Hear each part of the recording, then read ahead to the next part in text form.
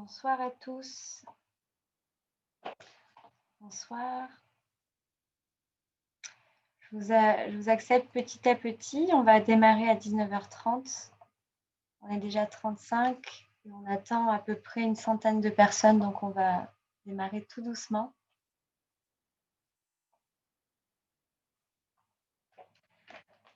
Bonjour à tous, bienvenue.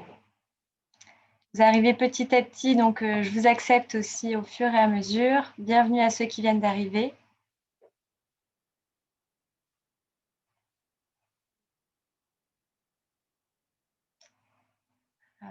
Olivier, normalement tu es parmi nous. Bonsoir à tous.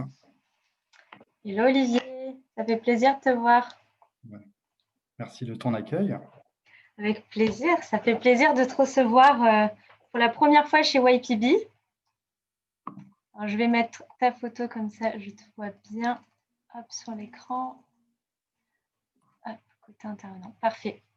Donc, bienvenue à tous à cette conférence donc, dédiée sur la carrière commerciale. On est ravis puisque c'est un véritable succès. Ce soir, on est plus d'une centaine normalement. Donc, c'est une première pour YPB également sur Zoom d'être autant. Donc, on est ravis. Donc, je suis Carla, je suis membre fondatrice de YPB. Donc, on va passer un petit peu de temps ensemble. Je pourrais vous expliquer un petit peu en détail à quoi consiste YPB. Je me présenterai également par la suite et pour vous dérouler également la conférence. Donc, Olivier va passer 30 minutes à vous expliquer son parcours et vous donner des conseils sur la carrière commerciale.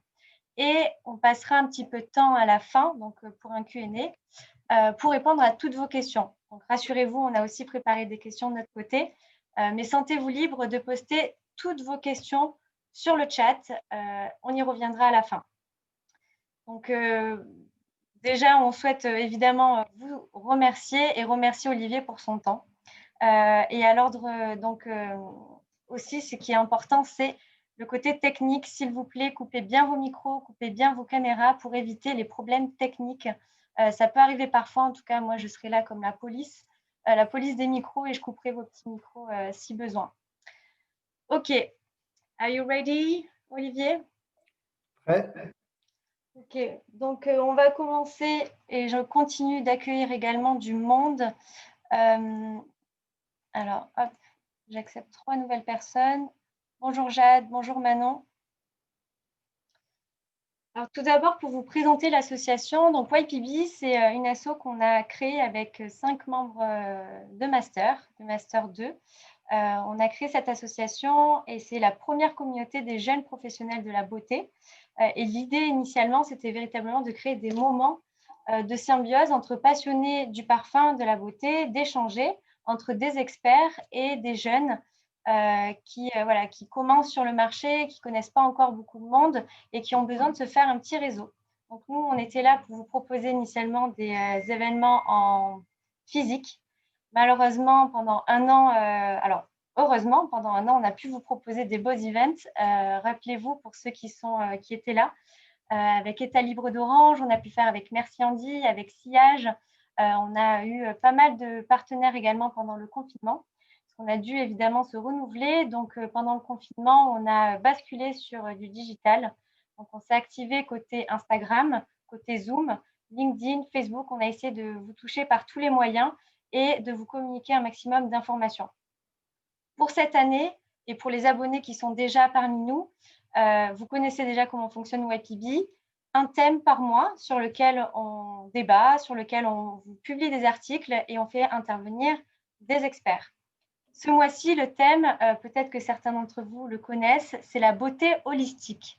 Donc, Olivier, peut-être que tu ne connais pas ce thème, mais je vous invite en tout cas à consulter les réseaux sociaux si vous voulez aller voir quelques articles à ce sujet-là. Et pour les abonnés qui reçoivent la newsletter, c'est mon moment un petit peu blogueuse, vous avez moins de 10% sur la marque Cosme Skin and Mind. C'est une marque personnellement moi, que j'adore et que j'ai testée. Là, par exemple, c'est un stick en masque que j'utilise. Et bref, les produits sont super. Donc, si vous voulez aller voir en ligne ce que c'est la beauté holistique via une marque, je vous invite à découvrir cette marque-là. Pour revenir sur YPB, donc également un nouveau format qu'on a mis en place, c'est le format Focus Métier et qu'on a la chance aujourd'hui d'inaugurer avec Olivier. Donc chaque mois, on va donner la parole à un expert dans son métier et vous allez pouvoir lui poser toutes les questions et cette personne pourra également nous donner ses meilleurs conseils pour pouvoir évoluer dans sa carrière professionnelle et évidemment surtout dans les cosmétiques puisque c'est notre secteur. Voilà, pour ma part, donc, je suis Carla, responsable des events au sein de l'association, aux côtés de Mélissa qui nous a rejoint l'année dernière.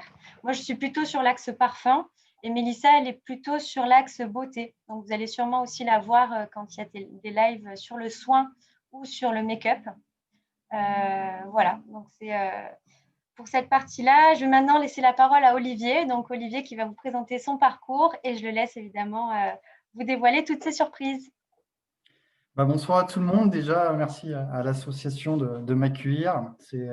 Quand Carla m'a parlé un petit peu de ce projet, j'ai accepté avec grand plaisir de parler de la carrière commerciale dans le monde des cosmétiques. C'est vrai qu'on entend souvent parler quand on est en école du marketing, de la finance, un peu moins du commercial, et néanmoins, et je vais vous le montrer, il y a de très très belles choses à faire, de très très belles carrières à faire en commercial, avec également des passerelles, parce que je sais que voilà, pas mal d'entre vous veulent faire potentiellement du marketing ou d'autres sujets, et néanmoins, voilà, je vais vous montrer qu'une carrière en commençant dans les ventes peut vous permettre d'accéder à pas mal de postes et de faire pas mal de choses sympas. Donc, c'est vraiment l'idée de cette présentation. J'en ai, je pense, pour 35-40 minutes à vous présenter un petit peu différents types de parcours. Et ensuite, je répondrai à vos questions avec grand plaisir. Alors, pour commencer, voilà, je vais quand même me présenter pour que vous sachiez un petit peu qui s'adresse à vous ce soir. Donc, moi, je me présente, donc Olivier Cousinet, 34 ans. J'ai commencé ma carrière dans la grande distribution, donc autre secteur chez Nestlé, où c'est là où j'ai fait mon stage de fin d'études. Et suite à ce stage, j'ai postulé chez Procter & Gamble pour faire de la grande distribution. Et en fait, le hasard de la vie a fait qu'à ce moment-là, il y avait un plan social chez Procter & Gamble en grande distrie. Néanmoins, ils recrutaient chez Procter & Gamble Prestige, donc pour les marques Hugo Boss, Dolce & Gabbana, Gucci, Lacoste et Rochas. Donc, je me suis retrouvé vraiment, clairement par hasard, dans ce monde des cosmétiques pour lequel je ne connaissais pas grand-chose. Néanmoins, c'est vite devenu une passion. Et la preuve, voilà, je suis devant vous aujourd'hui. Donc, chez Procter, j'ai commencé sur le poste de chef de secteur. Donc, je vous présenterai ce poste-là par la suite. Donc, j'ai fait ça pendant 18 mois. Ensuite, je suis passé sur des fonctions de Key Account Manager, donc responsable grand compte. Je fais pas mal de clients du sélectif, Passion Beauté, Beauty Success, Une heure pour soi, Nocibé. Donc en management de CAM ou en gestion de comptes en direct. Ensuite, au bout de quelques années, le groupe Coty a racheté les marques P&G Prestige. Donc, j'ai rejoint le groupe Coty et récupère en plus les marques les plus connues, Chloé, Calvin Klein, Lancaster, Marc Jacobs, donc pas mal de belles marques également avec un gros portefeuille. Et en fait, à ce moment-là de ma vie, je me suis dit, en fait, c'est chouette les cosmétiques, mais au début, je voulais faire de la grande distrie. Je vais retourner en grande distribution. Et j'ai rejoint le groupe Mondelez International comme directeur régional des ventes en région parisienne, donc là où je manageais une équipe de 23 commerciaux et des promoteurs dans le monde de la grande distribution. Et ensuite, il s'est passé quelque chose dans notre vie à tous au mois de mars. On a ce qui s'appelle le confinement, où on a beaucoup de temps pour soi. Et en fait, à ce moment-là, le hasard et les opportunités de la vie ont fait qu'un nouveau challenge et une nouvelle aventure s'est ouverte à moi. Et donc, j'ai rejoint maintenant, il y a 6 mois, la maison Hermès, où j'ai pris donc la direction de leur force de vente parfum et beauté comme directeur national des ventes. Et donc, voilà, un poste que j'occupe à date. Et donc, j'aurai l'occasion de vous parler de ce poste de responsable national des ventes.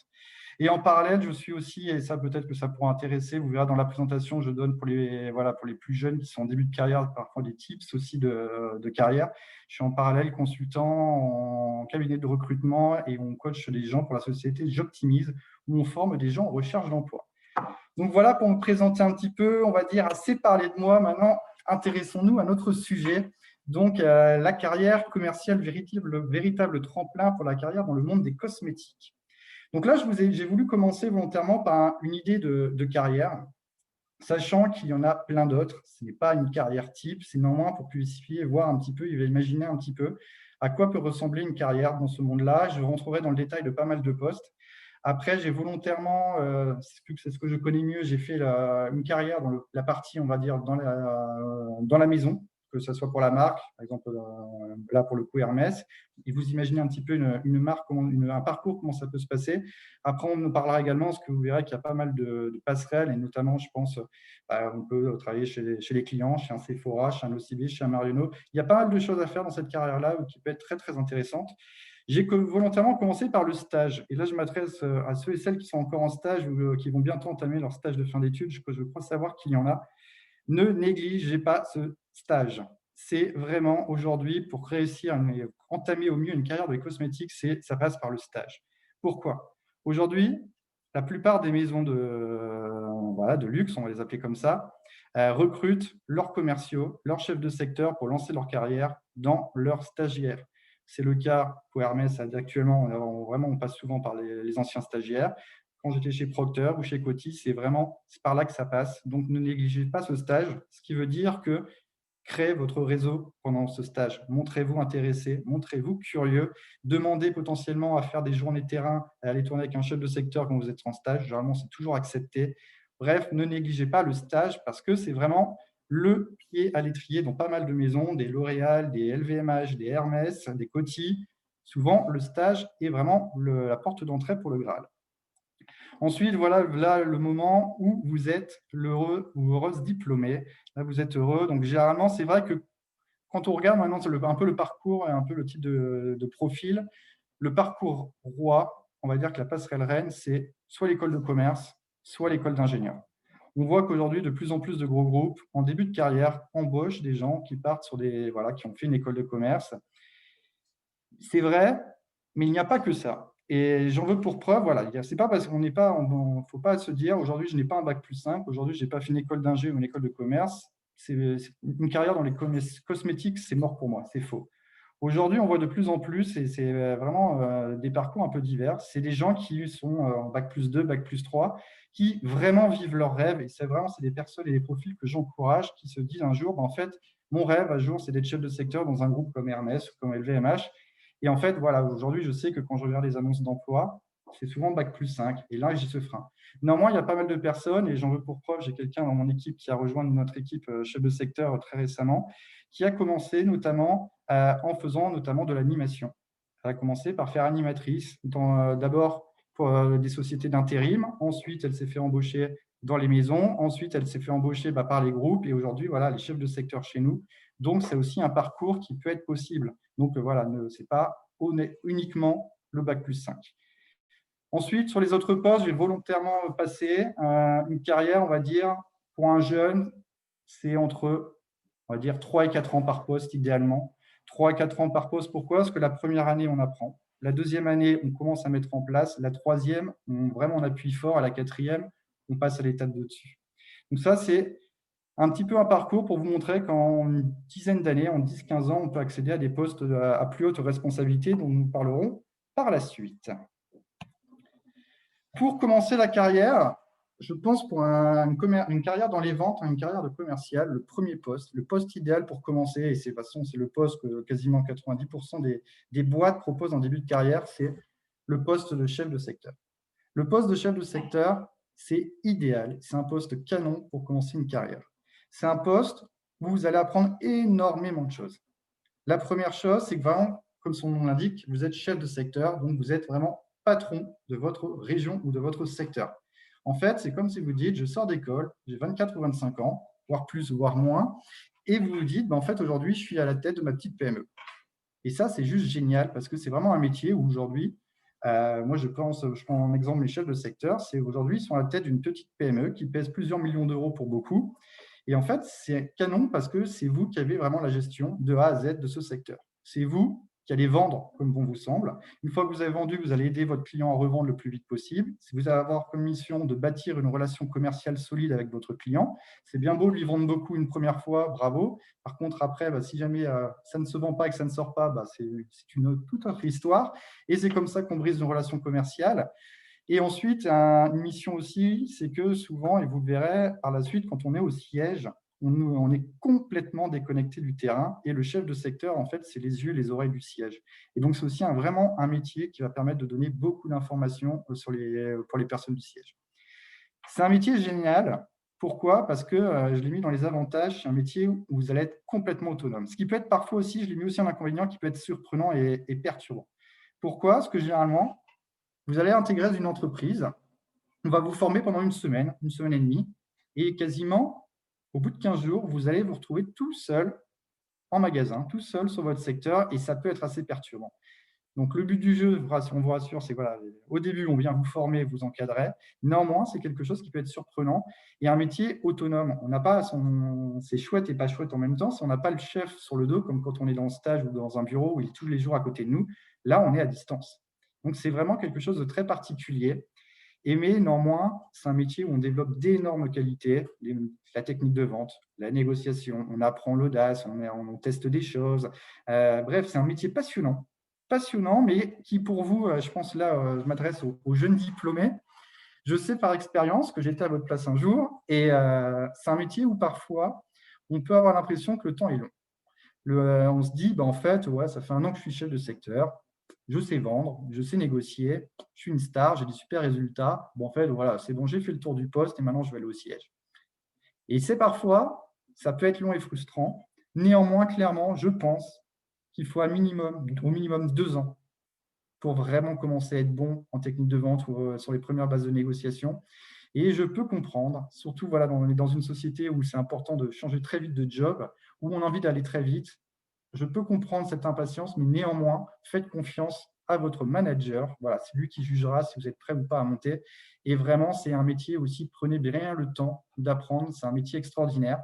Et vous verrez que le jour où vous êtes chef de secteur et que le jour où votre patron vous appelle pour vous dire en fait, félicitations, tu montes au siège, vous allez être ravi, mais derrière, ça va vous faire bizarre parce que vous allez être dans un tout autre rythme. Et c'est vraiment d'autres responsabilités, mais c'est vraiment des années chef de secteur, c'est des années sur lesquelles, je pense, il faut profiter parce qu'il y a vraiment beaucoup de qualités, de compétences à développer. Vous allez me dire, c'est chouette, maintenant, ça fait 2 ans et demi, 3 ans que je suis chef de secteur. Voilà, je suis une star, j'ai des super résultats, j'ai développé mon secteur, j'ai des super relations avec mes clients, j'ai fait des super mises en place d'innovation, ma part de marché a explosé. Voilà, je suis une star. Alors, qu'est-ce que je fais après? Et après, il y a plusieurs étapes sur un siège. Donc là, je vais vous présenter plusieurs postes qui peuvent être idéaux en sortie de terrain. Le premier poste dont je vais vous parler ce soir, c'est le poste d'ADV, donc administration des ventes. ADV, qu'est-ce que c'est? C'est vraiment un job d'interface entre tous les services de la société. Vous allez être en fait le lien privilégié avec la force de vente. C'est vous qui allez discuter, échanger avec vos chefs de secteur. C'est vous qui allez partager les informations, tout ce qui est données chiffrées avec les chefs de secteur. C'est vous qui allez analyser les résultats de vos chefs de secteur. C'est vous qui allez aussi analyser au niveau de leurs primes, parce que quand on est chef de secteur, généralement, en tant que commercial, on a un variable et donc on a des primes, des objectifs à faire. L'ADV, c'est aussi la personne qui va regarder un petit peu tout ça, qui va piloter ça avec les managers et qui travaille directement avec le directeur des ventes pour appliquer en fait la stratégie commerciale qui a été déployée pour la force de vente. C'est un métier qui est génial, je pense, en sortie de terrain. Pourquoi? Parce qu'on garde ce lien avec le côté du terrain et que vous verrez que le jour où vous serez commercial, c'est un métier où vous allez avoir plein de frustrations de vous dire ouais, le siège, on n'est pas considéré par le siège, le siège, il ne pense pas à nous. Et en fait, ce job-là, en fait, ce qui est cool, c'est que vous allez pouvoir mettre en place tout ce qui vous a frustré pendant vos années chef de secteur pour justement améliorer le quotidien de votre ancienne équipe de chef de secteur. Et ça, c'est quelque chose qui est juste canon. Après, ça peut être un métier frustrant parce que vous êtes dans l'ombre des chefs de secteur. En fait, c'est un poste dans l'ombre. Généralement, vous allez voir que les premiers postes en sortant du terrain, c'est un peu des postes dans l'ombre. Néanmoins, c'est des postes sur lesquels on se développe beaucoup et c'est des postes sur lesquels il faut briller. C'est aussi des postes où si vous n'êtes pas un grand fan d'Excel, c'est un job où il faut savoir que vous allez passer votre temps à faire des extracts de données commerciales, des analyses de données commerciales. Donc, ça peut être des métiers qui, pour certains et certaines, ne sont pas idéaux. Néanmoins, pour se structurer, pour vraiment monter en compétence sur un premier job siège après le passage de chef de secteur, moi, c'est un job que je conseille.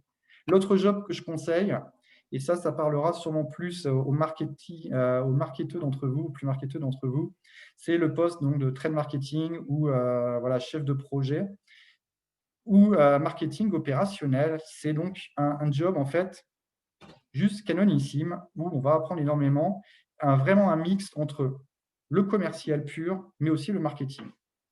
C'est un job où vous êtes le bras droit du compte clé. En fait, vous êtes vraiment le lien entre l'interne, Donc, le marketing notamment, le commercial, mais également l'externe. C'est vraiment un poste où vous commencez à avoir un pied vers l'externe.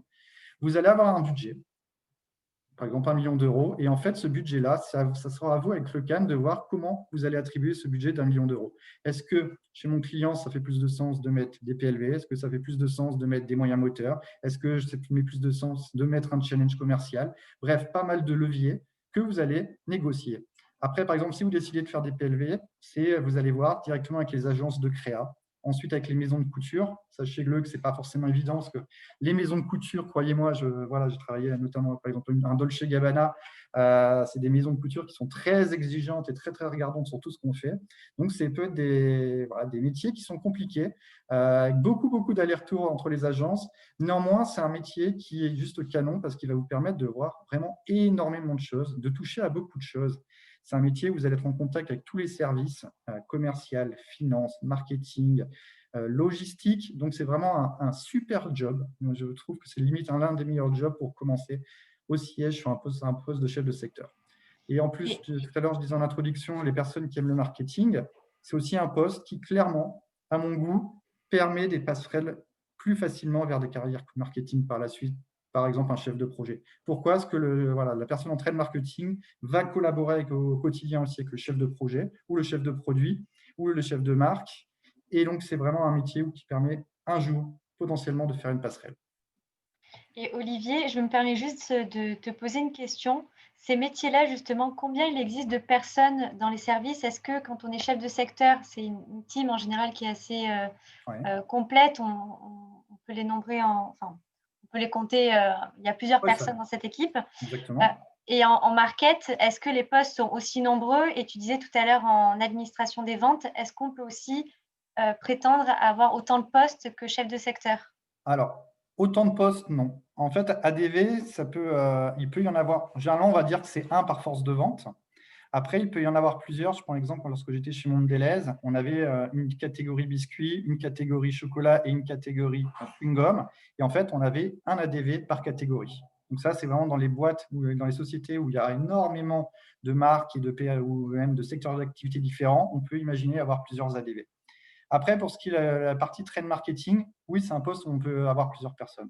Généralement, en fait, il y a deux types sur ce type de job, en fait, en fonction des sociétés. C'est soit structuré par marque. Par exemple, lorsque j'étais chez Procter, on avait énormément de marques. Donc, en fait, on avait une personne en trade marketing par marque. Donc, on avait 5 marques, on avait 5 personnes qui faisaient du trade marketing. Là, ensuite, ça peut être aussi, je pense par exemple chez Hermès, on est plus divisé par des clients. Donc, on a des trade marketing qui s'occupent de Sephora Marionneau, une autre personne qui fera du Nossi BDS, etc., etc. Donc là, c'est des postes où on a vraiment plusieurs personnes. Ok, très bien. Très bien. Ensuite, un poste très méconnu qui peut être top également, ça peut être un poste sur lequel, là, j'ai mis volontairement le poste au-dessus, mais c'est aussi, tout à l'heure, je parlais de métier de chef de secteur. Chef de secteur, il y a plein de types de chefs de secteur. Ce n'est pas parce que vous n'êtes pas chef de secteur en cosmétique ou dans les parfums à visiter Sephora Marionneau que vous ne pouvez pas envisager une carrière dans les cosmétiques. Souvent, on voit des personnes qui ont fait potentiellement aussi de la grande distribution, qui ensuite arrivent dans le cosmétique. Et après, un autre job qui peut être intéressant, j'ai mis ce monde du voyage, c'est le monde du travel retail. Le monde du travel retail, qu'est-ce que c'est? Ce sont les aéroports.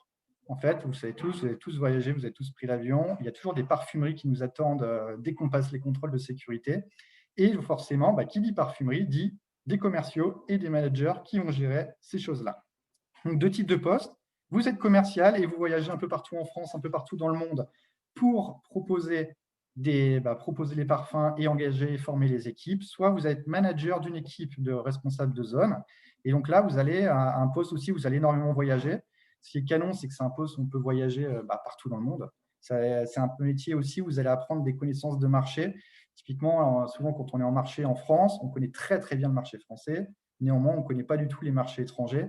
Et là, vous allez apprendre à connaître le marché asiatique, vous allez apprendre à apprendre le marché d'Amérique du Nord, ce genre de choses. Donc, ça peut être canon. Et donc, en avantage, j'ai noté que c'était un poste où on voyageait beaucoup. Mais également, c'est un inconvénient pour certains et certaines, c'est que c'est un poste où on voyage beaucoup.